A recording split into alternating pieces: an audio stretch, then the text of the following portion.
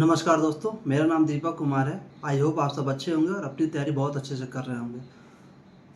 दोस्तों, मैं आज आपको प्रैक्टिस सेट नंबर 2 कराने वाला हूं, जो कि आने वाले आरआरबी, एनटीपीसी और एसएससी सीजीएल के एग्जामिनेशन की दृष्टि से बहुत ही महत्वपूर्ण होने वाले हैं। तो आइए स्टार्ट करते हैं आज का अपना सेशन। तो आज का हमारा पहला सवाल है, 1856 में किस गवर्नर जनरल ने यह निर्णय लिया था कि बहादुर शाह जफर अंतिम मुगल सम्राट होंगे और उनके बाद किसी भी उनके वंशज को सम्राट की उपाधि नहीं दी जाएगी, जबकि उन्हें केवल राजकुमार कहा जाएगा? सही जवाब है लॉर्ड कैनिंग। अगर हम लॉर्ड कैनिंग की बात करें तो भारत का 1857 में भारत का प्रथम वायसराय बनाया गया था, जबकि ये भारत का अंतिम गवर्नर जनरल भी था। हमारा दूसरा सवाल है, भारत के अंतिम शक्तिशाली मुगल शासक के रूप में किसे जाना जाता है? सही जवाब है औरंगजेब। औरंगजेब जो था वो 1658 में गद्दी पर बैठा और 1658 से लेकर 1707 तक दिल्ली की गद्दी पे शासन किया। इसके समय में मुगल सम्राट सबसे मतलब मैक्सिमम जो क्षेत्रफल पे जो शासन था वो औरंगजेब के समय ही था। इसके समय में सबसे ज़्यादा प्रांत थे। औरंगजेब को जिंदा पीर और आलमगीर के नाम से भी जाना जाता है। औरंगजेब ने जजिया कर को फिर से 1679 में लागू किया था, जबकि औरंगजेब के शासनकाल के बारे में एक पुस्तक लिखी गई है जिसका नाम है फुतुहात ए आलमगीरी, जिसके लेखक है ईश्वर दास नागर। अगला सवाल है, टीपू सुल्तान की मृत्यु किस वर्ष अपनी राजधानी श्रीरंगपट्टनम की रक्षा करते समय हो गई थी? सही जवाब है 1799। अगर हम मैसूर साम्राज्य की बात करें तो मैसूर साम्राज्य में 1760 में हैदर अली गद्दी पर बैठा और 1782 में द्वितीय आंग्ल मैसूर युद्ध के दौरान उसकी मृत्यु हो गई थी। अंग्रेजों और मैसूर के बीच हम देखें तो 4 युद्ध हुए हैं, जिसको एंग्लो मैसूर युद्ध बोला जाता है। पहला एंग्लो मैसूर युद्ध 1767 से 1759 के बीच हुआ था, जो कि मद्रास की संधि के द्वारा समाप्त हुए थे। दूसरा आंग्ल मैसूर युद्ध 1780 से 1784 के बीच हुई थी, जो कि मद्रास की मैंगलोर की संधि से समाप्त हुई थी।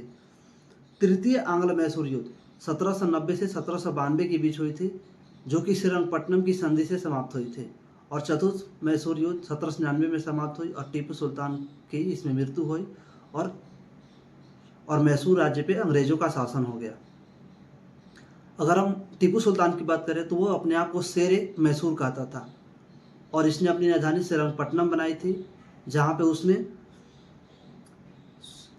स्वतंत्रता का वृक्ष लगवाया और साथ ही जैकोबिन क्लब का सदस्य भी बना था। हमारा अगला सवाल है, निम्नलिखित में से कौन सा घराना किराना घराने से संबंधित नहीं है? इसका सही जवाब है, 4 ऑप्शन दिए हैं, प्रभा आत्रे, हीराभाई बरोडेकर, गंगूबाई हंगल और मालिनी राजूकर। तो इसमें जो है प्रभा आत्रे, हीराभाई बरोडेकर और गंगूबाई हंगल ये किराना घराने से संबंधित है, जबकि मालिनी राजूकर जो है वो ग्वालियर घराने से संबंधित है।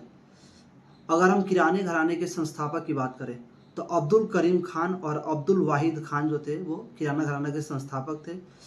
साथ ही किराना घराने से जो महत्वपूर्ण व्यक्ति हैं भीमसेन जोशी, बेगम अख्तर और प्रभा अत्रे। अगला सवाल है, किस शास्त्रीय संगीतकार के सम्मान में तेहरान, जो कि ईरान की राजधानी है, में एक ऑडिटोरियम का नाम रखा गया है? सही जवाब है उस्ताद बिस्मिल्लाह खान। उस्ताद बिस्मिल्लाह खान जो थे भारत के मशहूर शहनाई वादक थे।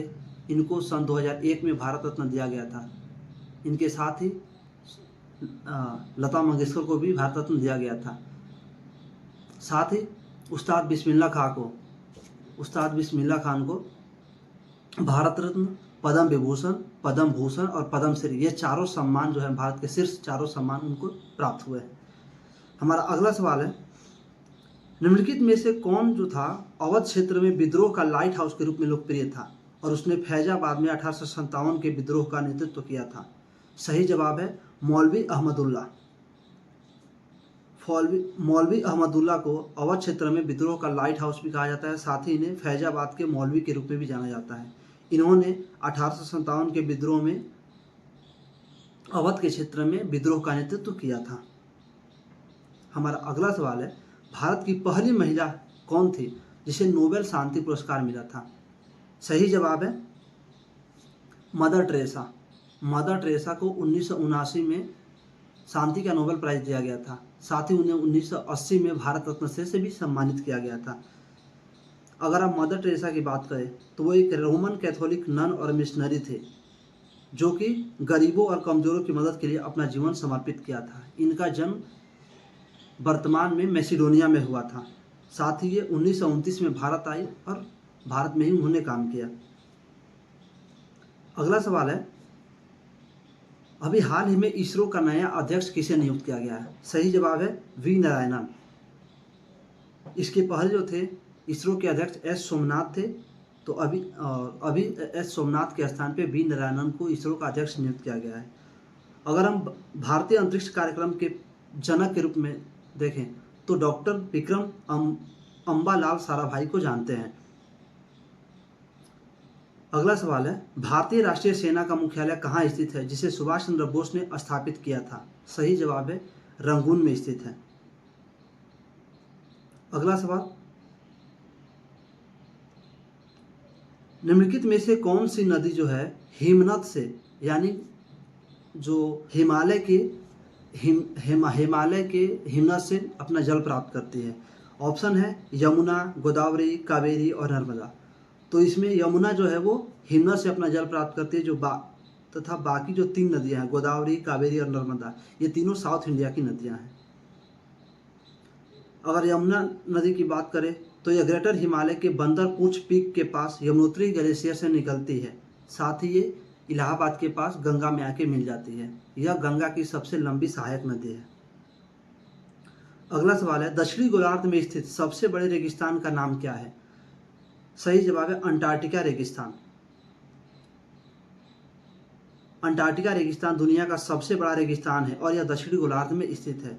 अगर दक्षिणी गोलार्ध में स्थित महत्वपूर्ण रेगिस्तान की बात करें तो कालाहारी रेगिस्तान जो कि दक्षिण अफ्रीका में स्थित है, नामीब रेगिस्तान जो कि नामीबिया में स्थित है, आटाकामा रेगिस्तान जो कि चिली में स्थित है और द ग्रेट सैंडी रेगिस्तान जो कि ऑस्ट्रेलिया में स्थित है। हमारा अगला सवाल है, सौर मंडल का द्रव्यमान कहाँ पे स्थित है? इसका सही जवाब है सूर्य में सौर मंडल का द्रव्यमान स्थित है। इसमें सौर मंडल के कुल द्रव्यमान का 99.8% से अधिक शामिल है। साथ ही सूर्य का विशाल गुरुत्वाकर्षण जो है सभी ग्रहों और आकाशीय पिंडों को इसके चारों ओर कक्षा में घूमने में मदद करते हैं। अगला सवाल है, उत्तराखंड राज्य ने 2024 में 38वें राष्ट्रीय खेलों की मेजबानी की है। तो आपको बताना है कि इसमें उत्तराखंड ने कुल कितने पदक जीते हैं? सही जवाब है 103 पदक।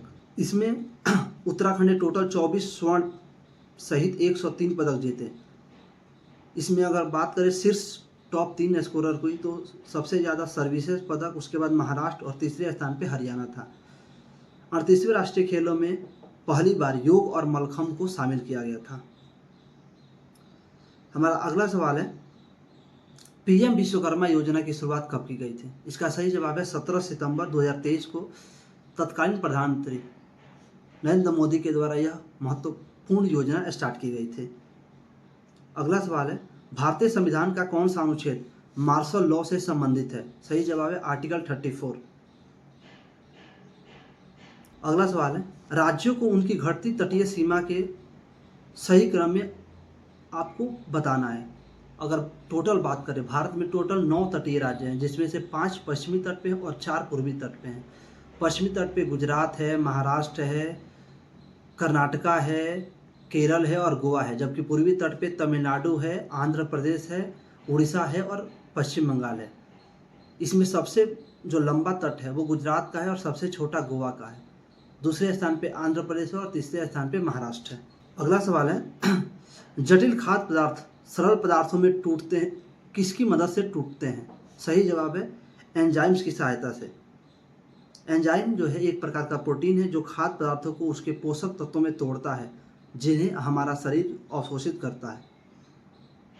साथ ही ये रासायनिक प्रतिक्रिया को तेज करते हैं और खाद्य पदार्थों को ऊर्जा में परिवर्तित करते हैं। अगला सवाल है, मानव जाति के लिए ज्ञात सबसे मजबूत अम्ल कौन है? सही जवाब है फ्लोरोएंटीमोनिक एसिड। अगला सवाल है, परावर्तन के नियम किसके लिए सही हैं? यानी किस दर्पण पे परावर्तन के नियम लागू होते हैं? तो सही जवाब है समतल दर्पण, उत्तल दर्पण और अवतल दर्पण, यानी तीनों प्रकार के दर्पण पे परावर्तन के नियम लागू होते हैं। अगला सवाल है भारतीय तटरक्षक दिवस कब मनाया जाता है? सही जवाब है 1 फरवरी को, और 2 फरवरी को वेटलैंड दिवस मनाया जाता है। अगला सवाल है भारत में सबसे अधिक ऊंचाई पर स्थित जो चोटियां हैं उनका नाम क्या है? सही जवाब है सब, अगर टॉप 4 की बात करें तो केटू है, दूसरे स्थान पे कंचनजंगा है, उसके बाद से आपको नंदा देवी है, और उसके बाद कामेत है। ये 4 जो हैं भारत के टॉप 4 हाईएस्ट पीक पे स्थित हैं। अगला सवाल है ल्यूकेमिया एक प्रकार का कैंसर है जो मुख्य रूप से शरीर के किन कोशिकाओं को प्रभावित करता है? सही जवाब है रक्त। ल्यूकेमिया जो है एक प्रकार का रक्त कैंसर है जो सफ़ेद रक्त कोशिकाओं को, व्हाइट ब्लड कॉर्पस्कल्स को प्रभावित करता है और शरीर की संक्रमण से लड़ने की क्षमता को बाधित करता है। अगला सवाल है महात्मा गांधी जब द्वितीय गोलमेज सम्मेलन में भाग लेने के लिए लंदन गए थे तो वे कहाँ पे ठहरे थे? सही जवाब है किंग्सले हॉल में। साथ ही महात्मा गांधी जो थे SS राजपूताना नामक जहाज से लंदन गए थे, जबकि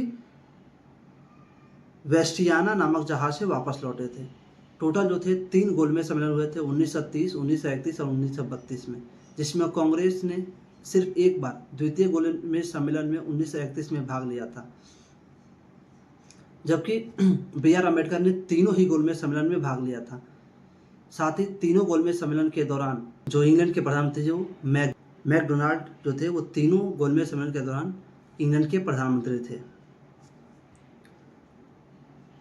अगला सवाल है वर्ष 2024 में टोटल कितने लोगों को भारत रत्न दिया गया है? सही जवाब है 5 लोगों को, चौधरी चरण सिंह, MS स्वामीनाथन, नरसिम्हा राव, कर्पूरी ठाकुर और लाल कृष्ण आडवाणी, जिसमें सिर्फ लाल कृष्ण आडवाणी जो है जीवित है, बाकी 4 लोगों की मृत्यु हो चुकी। अगला सवाल है काला जार रोग निम्नलिखित में से किसके काटने से फैलता है? सही जवाब है सैंड फ्लाई, जिसको बालू मक्खी या सिकता मक्खी बोलते हैं, उसके काटने से काला जार रोग फैलता है, जबकि घरेलू मक्खी के काटने से हैजा रोग फैलता है, और मादा एनाफिलीज मच्छर के काटने से जो है वो मलेरिया रोग फैलता है। साथ ही मादा एडिस मच्छर के काटने से डेंगू रोग फैलता है। अगला सवाल है पेनिसिलिन नामक प्रतिजैविक का खोज किसके द्वारा किया गया था? यानी जो प्रथम प्रतिजैविक थे पेनिसिलिन, सही जवाब है अलेक्जेंडर फ्लेमिंग, जो कि पेनिसिलिन नामक कवक से बनाया गया था। जबकि दूसरी एंटीबायोटिक जो थी वो स्ट्रेप्टोमाइसिन थी, जो कि जीवाणु के द्वारा बनाई गई थी, और इसको वॉक्समैन ने बनाया था। तो ये रहा आज का हमारा सेशन। आई होप आपको पसंद आया होगा। अगर ये वीडियो आपको अच्छी लगी तो वीडियो को लाइक करिए, चैनल को सब्सक्राइब करिए। Thank you.